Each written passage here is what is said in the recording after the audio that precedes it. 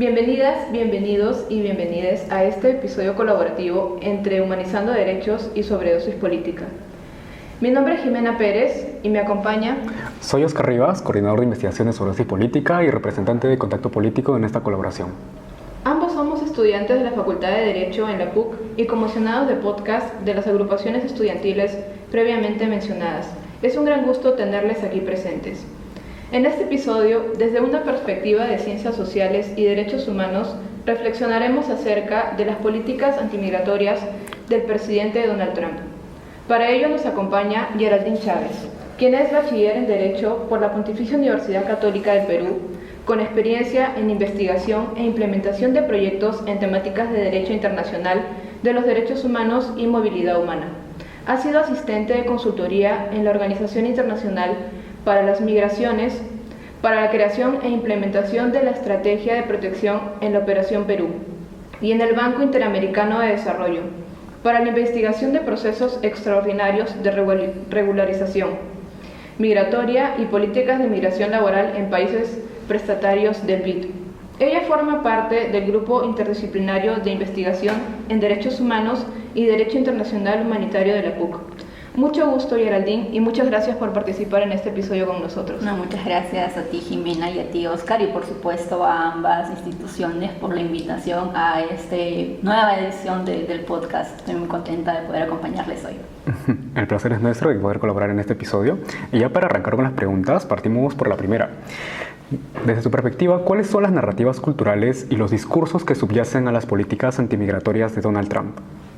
Gracias, Oscar. Bueno, en principio habría que mencionar que las narrativas y los discursos que han servido para, digamos, sustentar las políticas antimigratorias dictadas por Trump son aquellas que también se encuentran presentes en otros lados de la región, no solo son exclusivas en Estados Unidos. Nos referimos entonces, digamos, a patrones discursivos que tienen en común el trasladar una carga negativa, digámosle así, a la presencia de personas en situación de movilidad humana en un determinado país. Entonces, se identifica a estas personas a partir de estos patrones discursivos con un componente negativo, y entonces se les compara, por ejemplo, con personas que influyen directamente en la criminalidad, que son cargas económicas para el Estado que los acoge, o también podemos decir que son competencias laborales para los nacionales. En el caso específico de Donald Trump, él asume su segundo mandato presidencial el 20 de enero de este año, y es a partir desde su discurso inaugural que formula una serie de políticas y medidas en general de corte securitista y antimigratorio que imponen barreras y definitivamente dificultades para la protección de las personas en situación de movilidad humana. Por ejemplo, estamos hablando de medidas tales como la construcción de un muro en la frontera sur con México, de la promoción de las deportaciones masivas, de la supresión de los programas de protección para las personas migrantes. Ahora, todas estas medidas, como lo comentaba, no solo se han impulsado en Estados Unidos, sino en toda la región, y desde mi perspectiva se alimentan principalmente de dos discursos. Por un lado, la construcción del otro, y esta tan comentada otredad, que se construye frente uno que es el nacional, digamos en el caso de Estados Unidos el ciudadano americano, frente al otro que es la persona migrante, extranjera, refugiada, en general persona en situación de movilidad humana, a la que se le carga y construye de forma contraria al yo. En este caso es construida con una carga negativa, que significa entonces la amenaza a todo lo que representa lo bueno para el yo. Entonces, esta identidad del otro es construida a partir de una, o es mejor dicho, se le identifica como una amenaza para todo lo que supone el yo, en términos prácticos, una amenaza para la seguridad ciudadana, una amenaza para la economía del país, para la cultura, etc. Y por supuesto esta narrativa se ve también reforzada por otra también muy presente en muchas políticas migratorias, que es la de criminalizar la migración. Es decir, asociar intrínsecamente la presencia de personas migrantes en un determinado país con el aumento de los índices de inseguridad, índices de criminalidad, nuevamente identificándolos con una carga peyorativa y negativa. En ese sentido se podría decir que esas políticas de Donald Trump, contrariamente a proteger, ¿no?, derechos fundamentales, en este caso de los ciudadanos estadounidenses, se podría decir que refuerzan estereotipos xenófobos e incluso raciales, ¿no?, en contra de los inmigrantes, ¿no? En ese sentido, ¿en qué medida esto se ve potenciado o maximizado, ¿no?, en ese contexto particular, ¿no? Sí, por supuesto. Definitivamente todas las medidas que ha impulsado Trump a través de su política antimigratoria tienen una repercusión en la agudización de escenarios de discriminación y estigmatización que definitivamente afectan a la población migrante en general. Desde, por ejemplo, la disposición de una serie de órdenes ejecutivas desde el inicio de su segundo mandato presidencial. Estas órdenes ejecutivas, si revisamos todas estas disposiciones, se caracterizan por usar términos tales como no migrantes, no personas en situación de vulnerabilidad o personas en situación de movilidad, sino el término de invasores, el término de migrantes ilegales, migrantes delincuentes, lo que definitivamente ya le otorga una carga peyorativa a la condición de ser migrante y que definitivamente influye en la mayor, disposición a que se den escenarios de discriminación. También tenemos otras medidas que directamente han implicado el dejar de otorgarle determinadas protecciones que son necesarias para las poblaciones migrantes.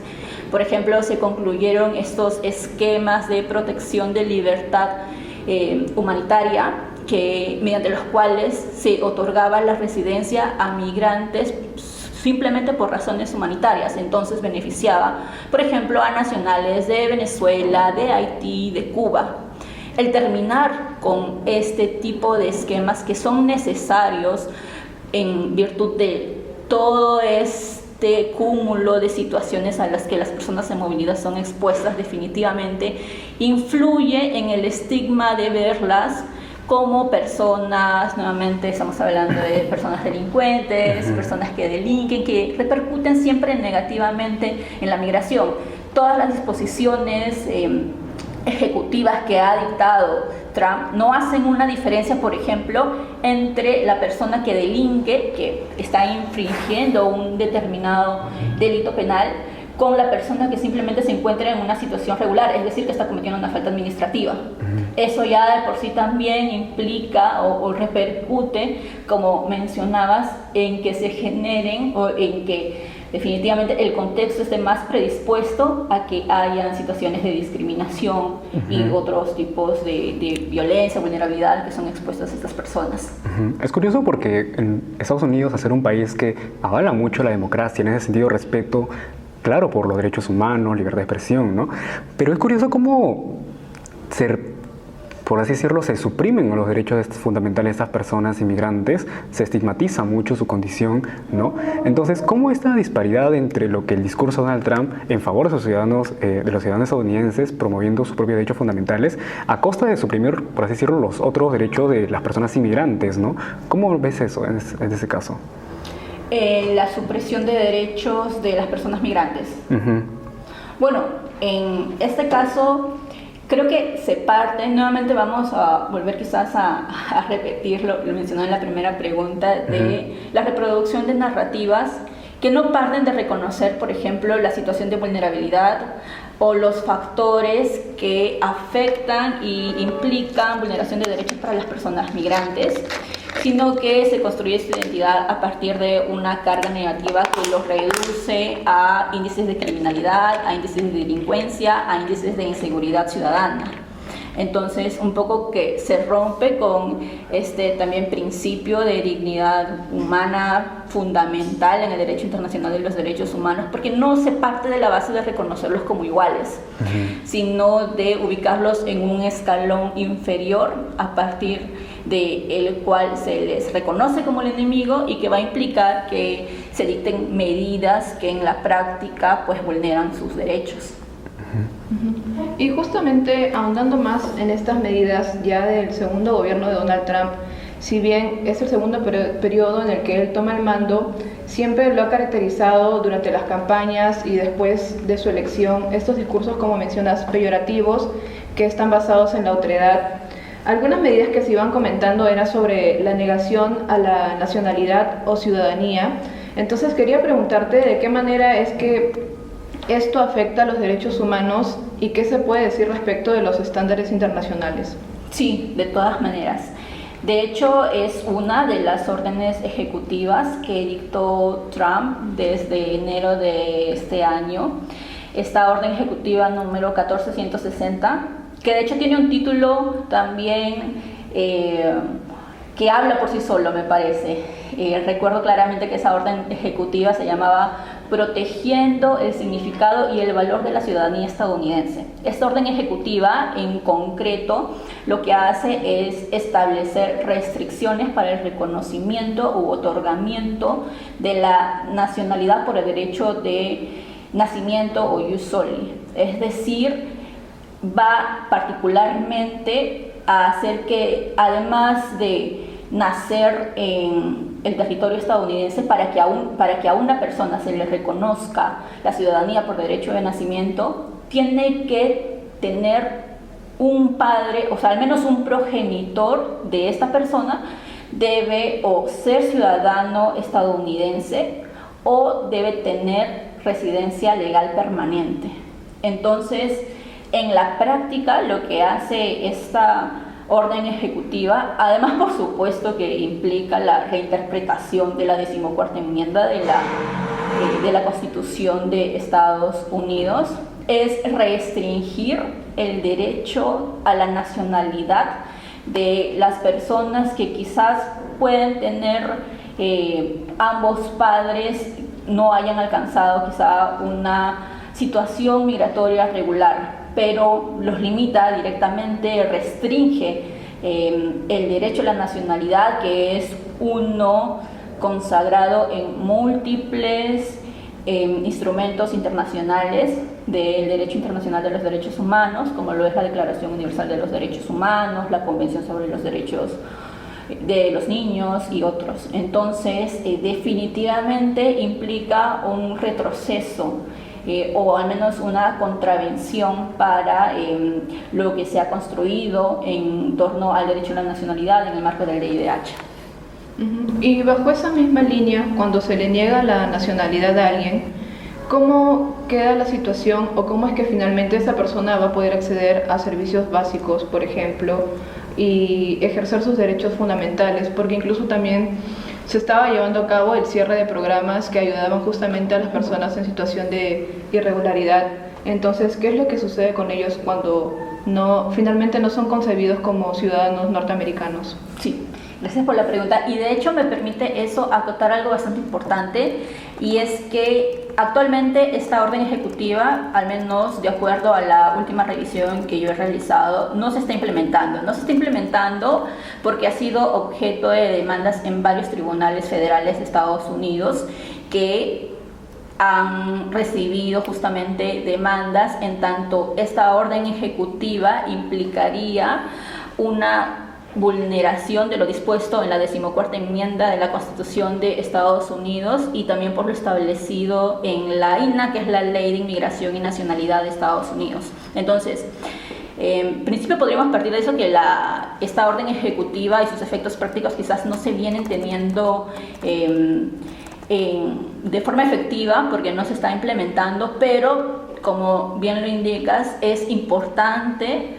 resaltar que de lograr la apelación que Trump ya ha realizado en estas instancias federales y conseguir que se implemente esta orden ejecutiva va a implicar, además de la vulneración del derecho a la nacionalidad, que está ya reconocido, como hemos mencionado, en varios instrumentos internacionales de derechos humanos, va a implicar, todos sabemos que cuando la ciudadanía no es reconocida, pues hay una restricción definitiva en cuanto a los accesos a servicios públicos y derechos básicos a los que una persona puede acceder. Si no eres nacional de un estado, en este caso de Estados Unidos, no puedes acceder a derechos básicos como lo son el de la salud, derechos básicos como el de prestaciones sociales. Entonces, es sumamente importante poder hacer ver que definitivamente la eventual implementación de esta orden ejecutiva vulnera, además del derecho a la nacionalidad, este acceso a servicios básicos y derechos fundamentales, además de que definitivamente acrecentaría o expondría a estas personas a escenarios de apatridia, ¿no? En los cuales, por supuesto, la situación de vulnerabilidad se agudiza en un 100%. Uh-huh. Y sobre esta enmienda número 14, quizás para quienes nos están escuchando no conozcan qué es lo que exactamente dice, quería preguntarte cuál es el contenido de esta y cómo se puede evaluar la legalidad, porque justamente me dices que esa medida ejecutiva de negar la ciudadanía no se está llevando a cabo. Entonces, ¿qué es lo que explicita esta enmienda 14? La 14ª enmienda de la Constitución de Estados Unidos lo que hace es reconocer el derecho a la ciudadanía por nacimiento en este país, el ius soli. Ahora, lo que hace la orden ejecutiva es reinterpretar la enmienda 14 en el sentido de que esta implicaría, según lo que dice la orden ejecutiva, que la nacionalidad por nacimiento solo le puede ser otorgada a aquellos que, además, evidentemente, de nacer en el territorio estadounidense, tengan un progenitor, ya sea persona ciudadana de Estados Unidos o que cuenten con residencia legal permanente. Es decir, adiciona a lo ya establecido por la 14ª enmienda un requisito que tiene que ver directamente con la condición migratoria, que en este caso es exigir una regular, cuando por supuesto sabemos que la condición migratoria regular es una situación administrativa que en ningún caso debería ser decisoria para reconocerle o no derechos tan fundamentales a una persona. Ok, con respecto al tema de las deportaciones masivas que se llevaron a cabo durante el gobierno de Trump, ¿qué se puede decir acerca de los derechos de los niños y su derecho a la protección de la unidad familiar, ¿no? En este caso particular? Sí, gracias, Oscar, por la pregunta. Igual me parece que hasta este punto podríamos dejar bien establecido que todas las medidas que conforman esta política antimigratoria impulsada por Trump han devenido en una crisis de derechos humanos que afecta a miles y miles de inmigrantes y sus familias. Ahora, esta política antimigratoria también contempla justamente la promoción de deportaciones masivas que van a afectar a todas las familias y en particular a los niños cuando se dan los casos de separación familiar. Esto porque en el marco de las deportaciones masivas, las redadas, son muchas veces o tienen lugar luego de los procedimientos de deportación y expulsión inmediata del país como, por así decirlo, persona a la que se apunta al migrante adulto que deviene en una situación irregular. Ahora, en muchos casos los hijos ya cuentan con una residencia, ya se les ha reconocido la ciudadanía estadounidense. Ahora, esta norma no hace distinciones, no, digamos, observa el principio de unidad familiar, que también es una de las garantías que reconoce el derecho internacional de los derechos humanos, particularmente para las personas en situación de movilidad, y no tiene reparos en que si es producto de una de estas deportaciones masivas, pues separar a padres de hijos. Y esa es definitivamente la afectación directa que tiene respecto a ellos. Y justo con lo que veníamos discutiendo y sabiendo que uno de los principios de los derechos fundamentales es justamente el de la no regresividad, y estas medidas claramente atentan contra este principio, ¿qué papel juegan los organismos internacionales y demás organizaciones civiles dentro y fuera de Estados Unidos frente a las acciones que está tomando este gobierno? Un papel bastante importante. Bueno, en principio podríamos señalar que este principio fundamental de no regresividad implica que los estados no disminuyan el marco o umbral de protección que ya ha sido reconocido. Entonces, a través de medidas tales como las que hemos venido comentando, de deportaciones masivas, de limitaciones al otorgamiento de la ciudadanía por nacimiento y otras más que definitivamente se han venido promoviendo desde la política antimigratoria de Trump, pues va a significar que este marco de protección se vea directamente al menos vulnerado, amenazado. Entonces, el rol de organizaciones internacionales, organismos civiles y en general instituciones de la comunidad internacional es clave.